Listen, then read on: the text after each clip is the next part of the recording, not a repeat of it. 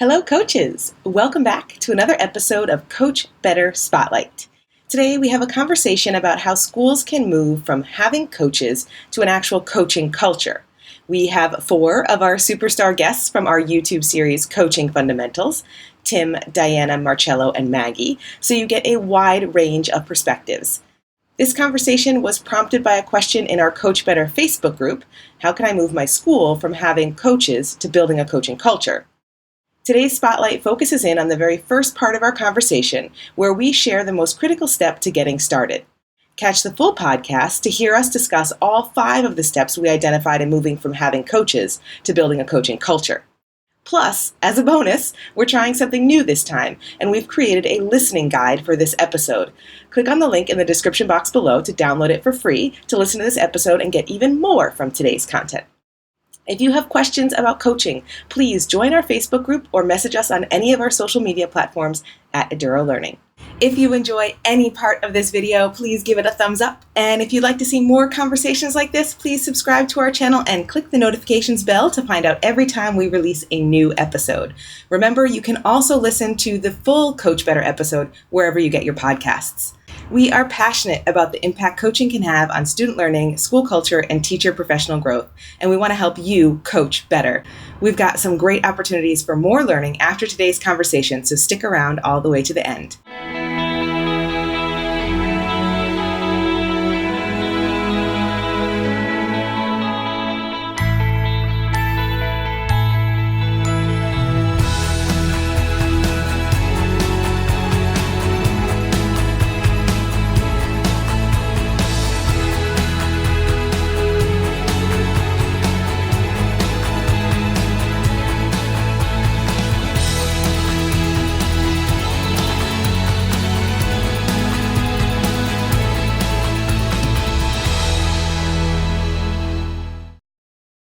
All right, welcome back to another episode of Coach Better.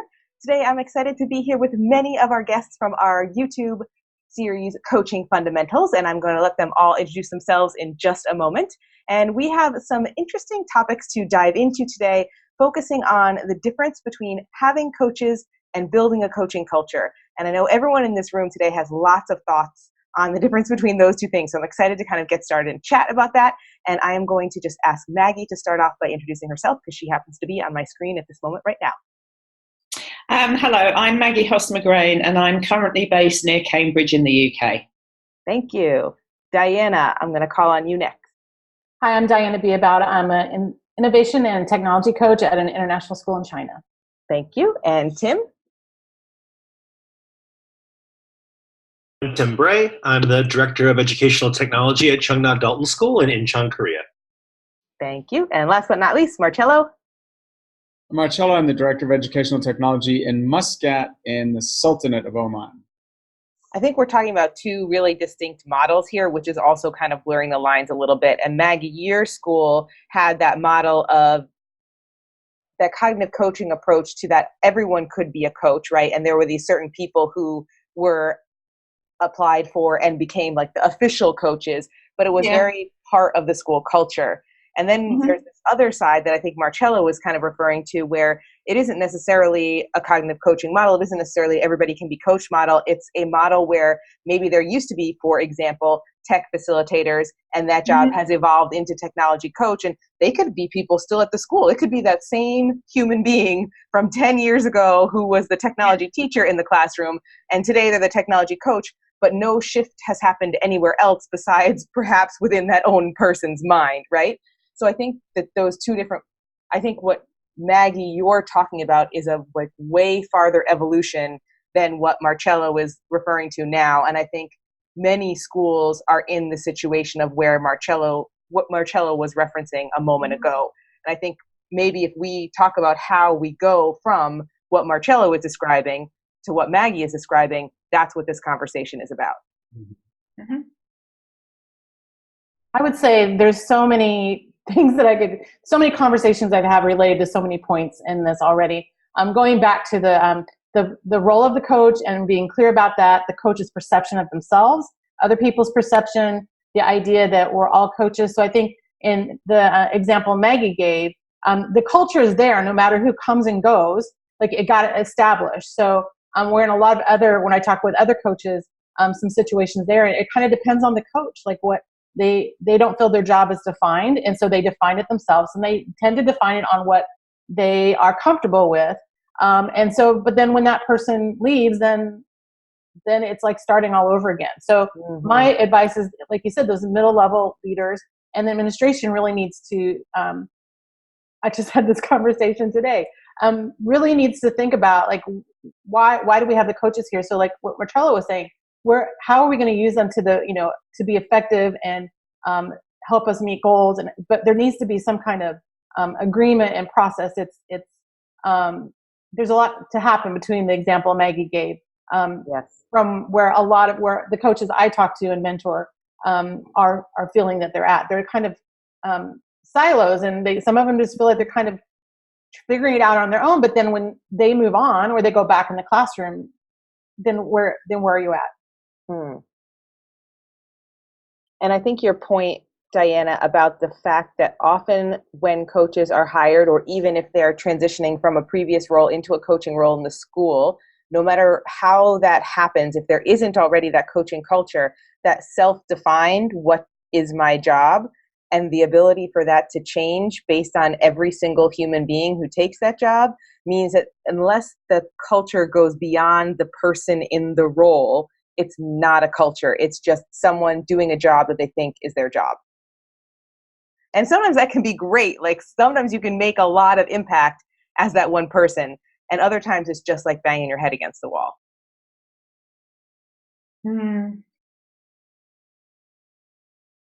So I'm going to ask Marcello to tell us a little bit about the question that you asked before, which isn't just hiring coaches, having coaches without having a coaching culture a waste of resources? And tell us a little bit about, not saying where or when this is happening, but tell us a little bit about that kind of environment and your thoughts on that. And then let's see if we can kind of move forward and figure out how we could take it from this having coaches without a coaching culture that might be a waste of resources to this idea that everyone understands coaching that Maggie and Tim were talking about, where it is really a culture of coaching. Well, it's from personal experience.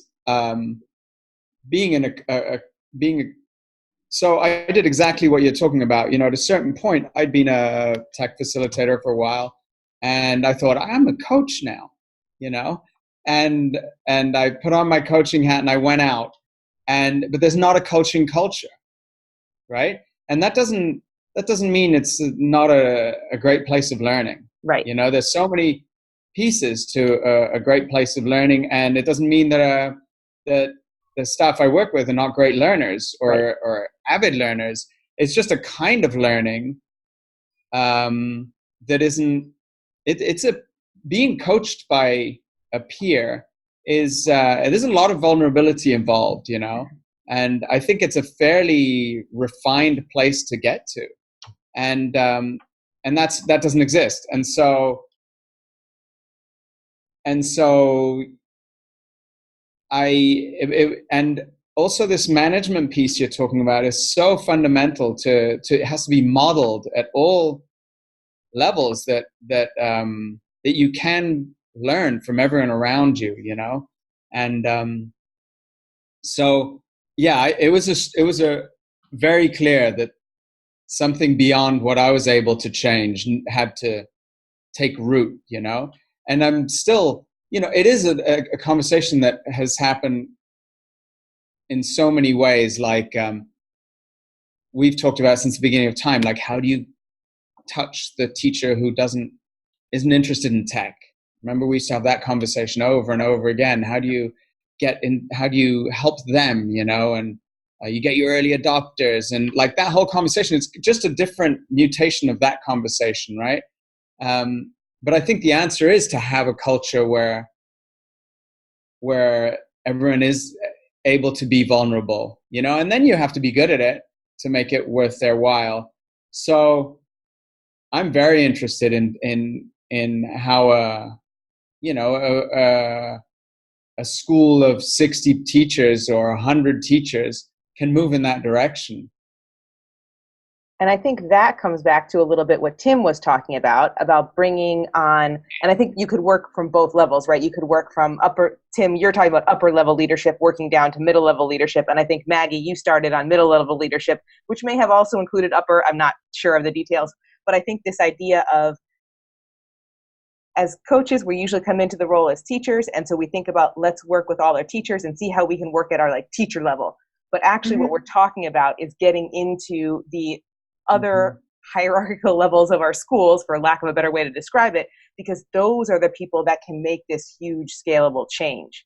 So I guess I'll ask Tim maybe now, because it seems like the next kind of natural step, to talk a little bit more about what's happening at your school to help the upper level and then the middle level leaders really understand the value of coaching, because I think that's the next step that Marcello needs in his setting to move towards the culture that Maggie is talking about. And I bet Diana has some thoughts on that too, but I'll start by calling on Tim. I've made this the most awkward conversation ever. Sorry. Totally unintentional. Not true. Okay, I think there's sort of three key things there. I kind of come from the build it and they will come approach. I think if you don't have a coaching culture, it's nigh on impossible to develop one unless there's at least a few people in the building that understand what that is. And I think as a coach, when you're coming to a new place where there's not a culture, that becomes your job, is basically to try to along helping out the people that kind of jump naturally into that kind of thing. Because there always are a few people who are like, oh, it sounds great. I have somebody to co-plan with. That would be awesome. Maybe they'll come co-teach with me. But the idea you really have in the back of your mind is you want to set the stage to build something bigger. And that comes when you include those administrators that are going to be doing coaching conversations possibly anyway, if your evaluation and supervision system is set up correctly, or you're building it as you go. What you want is, you want that to be a coaching culture too. You want those to be conversations where somebody says, I was in your classroom and I observed this and it made me wonder, what about that? And it made me consider, what was the context there and why were you doing that when I came in? And giving the opportunity to have that conversation is really important. And I think you can't do that unless there's someone who can guide those people. And I think that's kind of where we're at CDS, is they didn't really have that. Now we've sort of gotten, we've gotten the ground fertile and we planted the seeds. And now it's the last component is the time issue, which I think I've mentioned before when we've done this podcast episodes. If you haven't made time for it, as a school, as an administration, the subtle message is it's not important. And when people don't feel like they have time to engage in learning, because they just feel the pressure of, I got to do my planning and I got to do my marking and there's this is happening and this is happening. When they don't have time to step back and take a deep breath and just say I want to learn something new, you will not have a culture that can really work, because ultimately the time thing will always come up. And I think at a previous school I was at, that was the recipe for success, is we had several coaches, but more importantly, I felt when I talked to teachers, they felt like they had time. And so they could make that investment and they did want to have those conversations. But right now where I'm at, I feel like we have a little bit more time sensitive issues and people feel really under the gun. So we're sort of in a growth phase. And so I'm hoping as we come out of that growth phase and as everyone realizes how important it is, we're going to start committing more time to teachers to actually sit back and say, I want to learn something, and that's going to involve me being coached. So you brought up two really important things that I want to make sure to highlight. I think there's a situation where you can walk into a school culture where the school leaders already understand and value coaching. And you're like, woohoo, I'm coming in to be part of this team and we're going to take it to the next level and everybody's on the same page. And then there's the other option where you walk into a school culture and they've just identified that they need this staffing position of a coach, but they don't really understand what that means.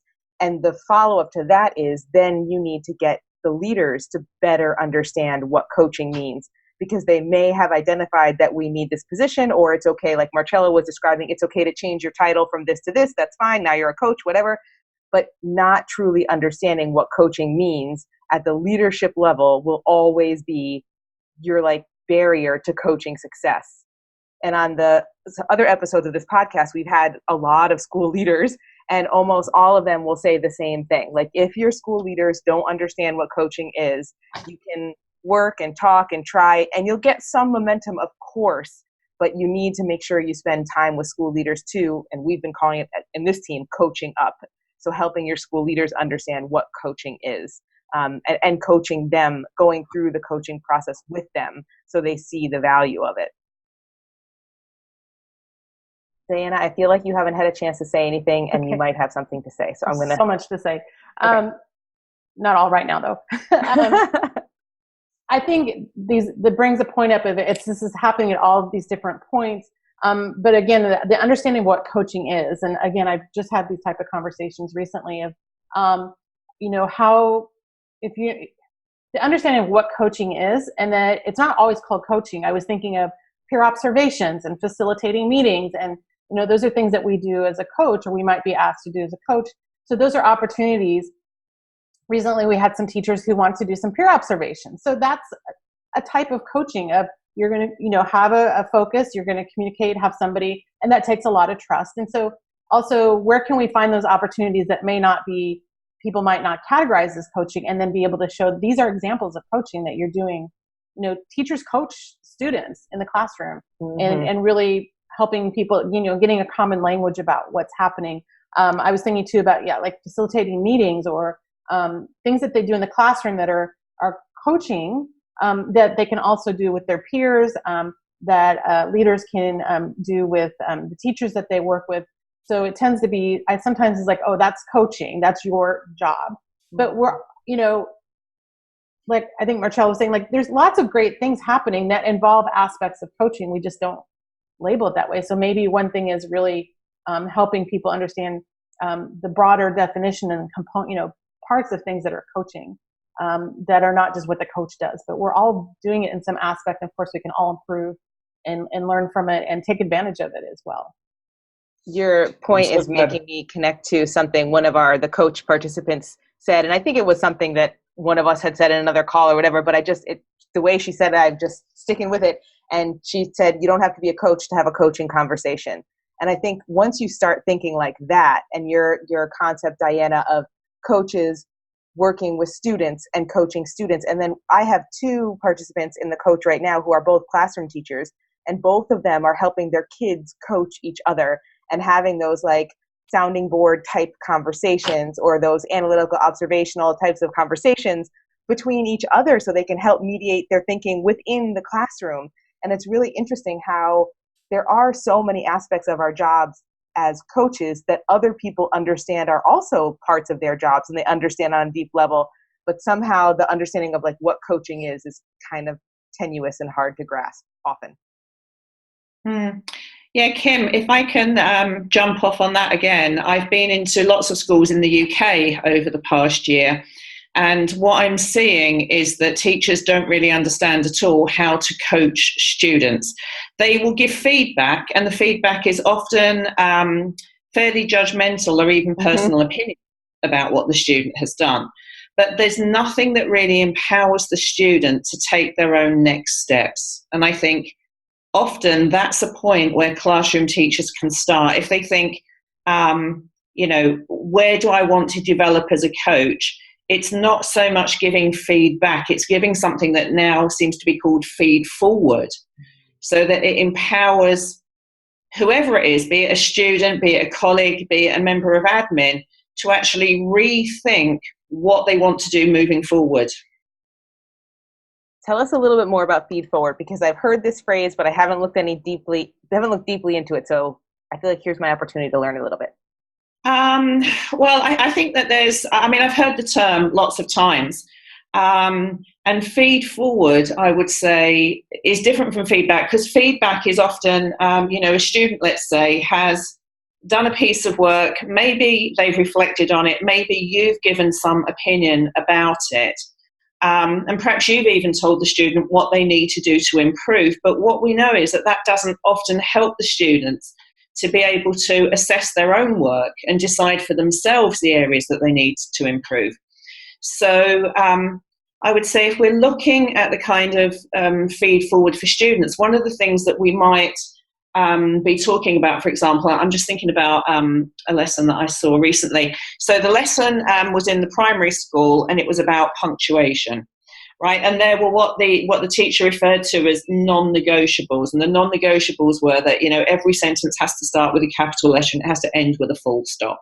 Okay, and that's just something that's on the national curriculum for that grade in the UK.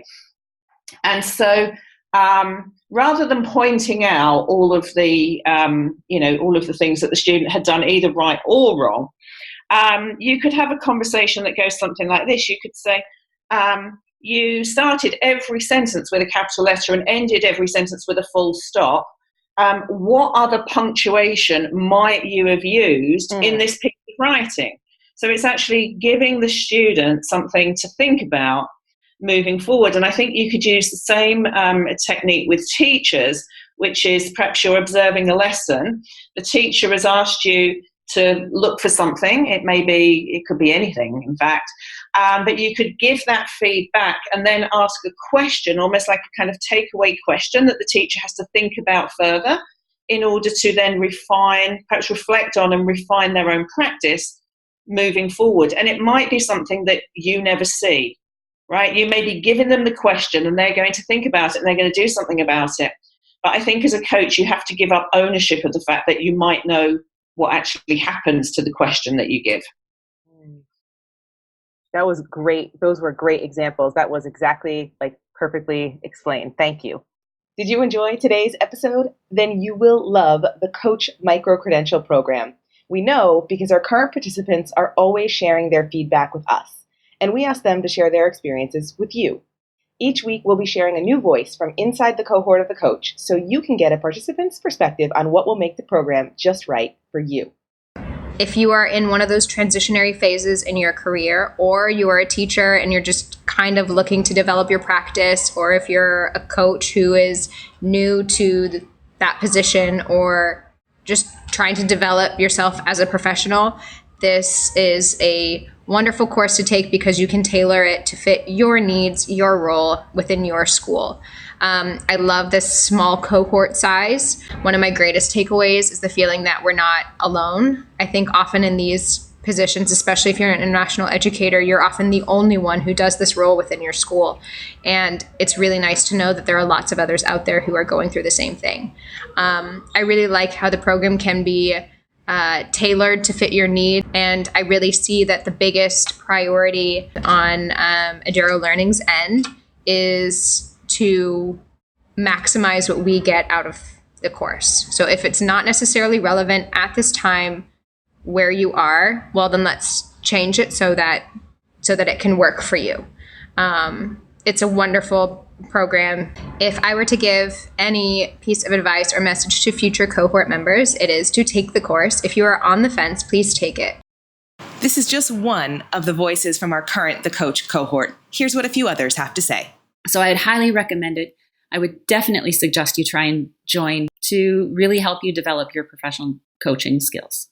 So I highly recommend it. So do it. I'd really advise anyone interested in taking the coach to take the plunge and go for it. So I say go for it. Definitely take the coach. I couldn't recommend it more. But overall, this course is fantastic because it's made me feel awesome. It's made me feel excited for my future. As you can see, this micro-credential is for all educators, not just coaches, because you develop the coaching skills you can use in all aspects of your practice. You don't have to be a coach to have a coaching conversation with a student, a fellow colleague, a school leader, or even a parent.